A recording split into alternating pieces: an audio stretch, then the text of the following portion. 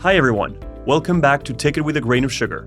I'm Loïck, and in our last episode, Erin and I talked about insulin and why it's such an important early signal of metabolic health. Today we're moving from the theory of insulin into something that actually lets people see what their blood sugar is doing in real time.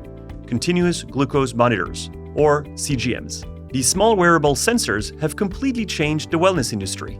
But there's also a lot of confusion about what they actually measure, how accurate they are, and what the data really means. So today we're going to break down how CGMs work, what they can tell us and what they can't. This podcast is for informational and educational purposes only and does not constitute medical advice. Erin, I'm excited for the conversation today. I'm very excited about it too. When we talk about CGM, what is it exactly? Like if we'd had to explain this to consumers in the street. Yeah. So CGM stands for Continuous Glucose Monitor. It's a device that was originally came to market in the late 90s. Okay. And it's a way to, exactly what it sounds like, continuously measure glucose in a person. So this was originally used for people who were diabetic, particularly type 1 diabetics, and then now approved and recommended for people with type 2 diabetes using insulin. But what's been really revolutionary about the CGMs is that instead of having to finger prick all of the time to know what your glucose is doing, and then you really only get one reading, right? This allows them every 1 to 5 minutes to get a reading on a phone or on a different monitor that shows what their glucose, not only what it is at that moment, but the patterns. Is it increasing? Is it decreasing? And for diabetics that have to use insulin, that information is very valuable. So I can only imagine, and also the ease probably of wearing this, because how long can you wear a CGM for? Is it for an entire year or is it an entire month? Yeah, well, there's different models. Different companies have different ones. Most of the common ones used today are between 7 and 14 days. So a lot of them around 2 weeks. And it is much more comfortable than pricking your finger. You've probably had to prick your finger before it hurts. And if you're a diabetic and you're having to do that over and over and over again, it does get to be very burdensome for them. So this is a very tiny filament that is inserted, usually where on the back of your arm or sometimes on the abdomen. But it is much more comfortable and much more convenient than having to prick your fingers over and over. And so you mentioned pricking the finger. That definitely measures, the levels of glucose in your blood. But I've read that that's not necessarily what CGMs are doing. They're not measuring the blood, right? Right, that's correct. So the way where they sit in your body, the little filament only goes in maybe about 1/2 inch, and that is actually sitting in what's called the interstitial fluid. So that's the fluid that just surrounds your cells, and it's kind of a little ways away from the capillaries that have the blood. So what the companies have done is developed algorithms that, they've measured both the blood glucose at a certain time and the reading that they're getting from the CGM, and then they do calculations that allow it to estimate the blood glucose based on those readings they're getting from the interstitial fluid. Would it be fair to say that there's an impact on, and by impact I mean error, on like the levels of glucose kind of mentioned on your phone when you're measuring with CGM versus the reality is? Yeah, well, it can be slightly different. Like time is a factor here. Okay. So for instance, the time it takes for the glucose to get from the little capillary into the interstitial fluid, there's a lag there, right? So if you just ate a meal and your blood sugar went up, you won't quite see that in the interstitial fluid for maybe 5 to 15 minutes. But those times are decreasing. And part of the time there, too, is that the sensor itself has to measure it. So there's a chemical reaction going on in the sensor to measure how much glucose is there, report it back to your app. And so all of that, there's a slight delay. So normally what people will see is if they tested a finger prick blood sugar, there will be a delay between anywhere about 5 to 15 minutes and then what the CGM is reading. And is there also a difference, like what's the percentage difference between the reading on a CGM? If my blood says, if my CGM blood measure says 100, like what would the finger prick equivalent say? So most modern CGMs are within about plus or minus 8% accuracy. Okay. And that continues to improve. So I do think that we will start to see that number continue to be better. But what that means, if in your example of 100, if your blood sugar with a finger prick was 100, or if your true blood sugar was 100, the CGM might measure anywhere from 92 to 108. And that would be considered within the realm of accuracy for that. But that doesn't mean every single measure will be plus or minus 8, right? That's the average. Yeah. So you may have some measures that are worse than that, some that are a little bit better. And that changes with the condition. So as you get lower blood sugar, as you get down below 80 milligrams per deciliter, it's sometimes less accurate. If your blood sugar is rising very quickly, it can be less accurate. So there's some things that affect that. So this really is an incredible technology for everything we just mentioned, and being able to have these early signals for the future of our health. Like, it seems like this is something that almost everyone should be wearing, or at least some of the time in their life. So probably one of the things that people will, be wondering if it works or not. But it's like, can you exercise with it? Can you swim with it? Can you go into the shower with it? Yeah, most people who wear them don't find if it impacts their day in any negative way. So yes, you can do those things. I will say, if you go into a sauna, that might be a little extreme. I mean, it is adhered to the back of your arm. So you might get some issues with, starting to come off, but they have over patches you can put and things like that. Swimming for a little bit, also fine. Yeah, there's certainly things that you might want to avoid during that 2-week period, but it's not going to majorly affect how you live your life. They seem very, easy to use, easy to wear. Yes. And from my own experience, like they've barely bothered my day to day. Forgot they were there. Yeah, and they've come actually a long way in terms of how it feels to even insert the CGM. Yeah, so it used to be like a little pinch that wasn't incredibly comfortable. Now you hardly feel it. So advances every day. The sensor technology is going to continue to advance. The technology on the back end and how AI is integrated is continuing to advance. And yeah, I think everyone should try it at least once. We're talking about the errors and the variability, and that can sometimes be pinpoint as like, a gap of this instrument. But essentially, what it feels to me is like it really allows, like you said before, to create a pattern and understand how your body reacts to certain activities you may have had, to certain food you may have had. And, we mentioned in previous episodes how the way you manage glucose and insulin is so personal. And that feels like that's one of the tools that one can be like using and leveraging. So the patterns is one thing. You said the levels of glucose is one thing. So what are other, can we measure like A1C, or, I've also heard about like time in range.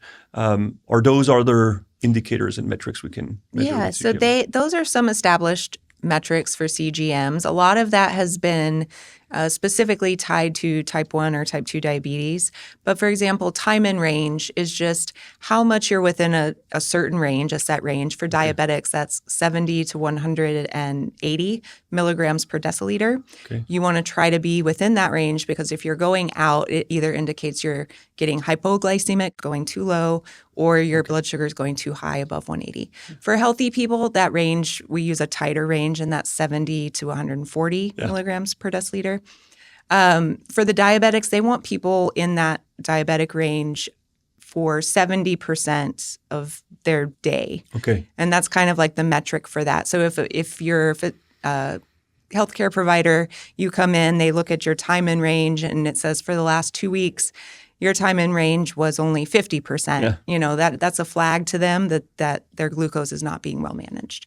So that's a little less important for healthy people wearing CGMs, but it still is good. You do want to try to keep your blood sugar within that tight range, because obviously going higher or lower can cause a problem. As for HbA1c, there's an estimate. Yeah, so there's a metric on the CGM apps usually. called GMI. So that is correlated to an estimate of your HbA1c. I love this idea of time in range because it feels like it gives a little more leeway to interpret what a glucose spike, is or is not, to the effect it has. Because when we discuss and having a spike in your blood glucose might be negative for us, but like when you eat, sometimes even healthy food might spike you, and it's more this compounding effect of systematically spiking throughout the day and spiking for too long and too high. And so time in range would probably be a metric that averages these spikes over the day. And just to point out, I mean, people should not fear their glucose rising, right? That is a natural physiological response. Carbohydrates are not horrible for us. There's certain ones that are very beneficial, right? So we don't want people to fear carbohydrates or to think, oh, my glucose went up 10, that's a negative thing. That's a natural thing. But like you said, it's keeping it within that range, whether you're in the healthy range or a diabetic range. But just trying to keep the variability itself has been associated with some negative outcomes, particularly with people who are managing diabetes. So the more variable, the more it's going up and down, big swings, that can be associated with more complications with diabetes. Have you worn CGMs in the past, and what have been kind of some of the findings you've experienced for yourself? I have many times, and that's one of the most interesting things I like to share with people who are interested in their health. Is wearing a CGM just gives you so much insight into what's happening in your body that you have no idea, right? And so it gives you a very personalized look at what your blood sugar is doing in response to the things you eat every day. A great example I hear from people that maybe eat oatmeal a lot. They think they're having a really healthy breakfast. And then for them personally, and that's based on a lot of different factors, right? It could be some genetics. It could be how much activity they got the day before, how good their sleep was. There's so many factors that go in that. But maybe they find oatmeal spikes their blood sugar to 200 and they didn't know that. So now, okay, maybe I make a different choice for breakfast instead of this oatmeal. It's not. And oatmeal is not going to be the same for everybody. Maybe, a different person, your husband has, only 120 glucose spike. It's going to be and then you want to test it maybe a few different days. If you do find a food you love, maybe you get that response. Okay, well, let's try it in a few days and see if the response is the same. Because there's all those little factors are going into how you're going to respond. But that was one thing I found very interesting was foods that I was not aware, I wasn't aware were spiking my glucose. So that helps you make those small tweaks. Other things, it's interesting to kind of look at the glucose curve. When am I spiking? When is it coming down? Is it dipping below my baseline when it comes back down? And do I get symptoms from that? That's an interesting one. A lot of people, you hear about the glucose spike and the crash. So the crash, if it dips below your baseline, can cause you to feel hungry and irritable and kind of brain fog. And you can see on your CGM, oh, well, my glucose here was 10 below my normal baseline. So that makes sense. And so what can you do to kind of smooth out those glucose curves, kind of make it maybe not spike quite as high, have a sustained come down and those sorts of things. And you get to experiment when you're wearing a CGM.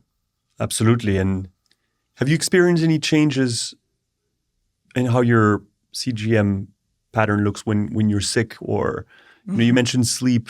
Definitely that relates very much to how I feel about managing my glucose. But sick as well? I mean, just a cold or... Yeah, one of the first times I wore one, and I didn't know this, but my blood sugar seemed very high. And I was like, my blood sugar is not usually this high. I don't know what's going on. Well, I had just come back from a conference and I got sick. So I had a cold, and inflammation increases cortisol and it raises blood sugar. So overall, you're going to be even at 20 milligrams per deciliter higher than your baseline when you're sick. So just something to understand is that doesn't mean I had prediabetes and I need to go get checked, but my body was definitely responding to being sick, and that showed up in the meter. And the same with poor sleep. a poor night's sleep has a huge impact on how insulin sensitive you are the next day and kind of then how your blood sugar responds to different foods. So if you got a bad night's sleep, you'll see it on your CGM the next day. Incredible. It's really this beauty of being able to relatively instantly link a choice, how it affects your physiological, response, and then how you symptomatically feel about, that. So it's a very interesting kind of way where technology helps us make it much more personal. Absolutely. And I'll add, it was originally developed for people with diabetes. Mm-hmm. Now it can integrate with their insulin pumps. So everything's very automated. But what it's done for people who don't have diabetes is allowed to get those personalized insights that most of us would never have access to before.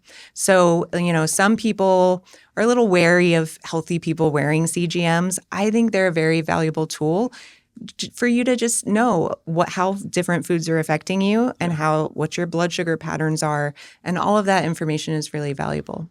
And it reminds me of another episode you and I did together where we explained how, for a long period of time, you're potentially compensating and kind of like ramping up to an unhealthier state. Mm. And it feels that technology has allowed us to bring these future happenings to kind of a closer signal that's shorter term. So, you might not be affected today by being out of range too much, but having that signal reminds you that you'd have to make a healthier choice. A lot of CGM companies and companies developing technologies around CGM data are now using machine learning and AI to understand the glucose patterns. And can we tell someone from their glucose patterns here on the CGM, you are in the compensation stage already? I know they're developing a lot of that technology now. I didn't know that. Yes, it's fascinating. So,